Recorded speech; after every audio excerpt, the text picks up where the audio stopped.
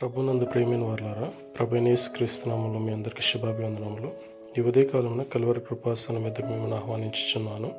ద్వితీయోపదేశ కాండము 17వ అధ్యాయము 9వ వచనంలో, నీవు లేచి నీ దేవుడైన యెహోవా ఏర్పరచుకున్న స్థలమునకు వెళ్ళి యాజకులైన లేవీలను ఆ దినములో నుండి న్యాయాధిపతిని విచారింపవలను. వారి దానికి తగిన తీర్పు నీకు తెలియచెప్పుదురు.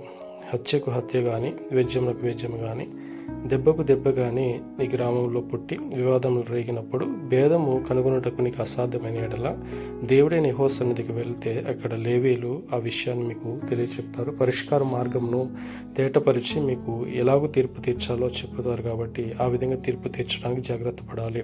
వాటి నుంచి కుడికి కానీ ఎడమకు కానీ తిరగకూడదు. ఎవరైనా ఆ మాటకు వ్యతిరేకిస్తే కనుక వారు జనుల నుంచి కొట్టివేయబడాలి అనే విషయాన్ని, ఆ విధంగా చెడుతనమును ఇశ్రాయేలు నుంచి పరిహరింపవాలని అనే విషయాన్ని దేవుడు సెలవిచ్చిన మాట ప్రకారంగా దేవుని ఆజ్ఞకు లోబడి ఆయన సన్నిధిలో కనిపెట్టి ఆయన ఇచ్చే సమాధానం పొందుకుంటకు సిద్ధపడదాం.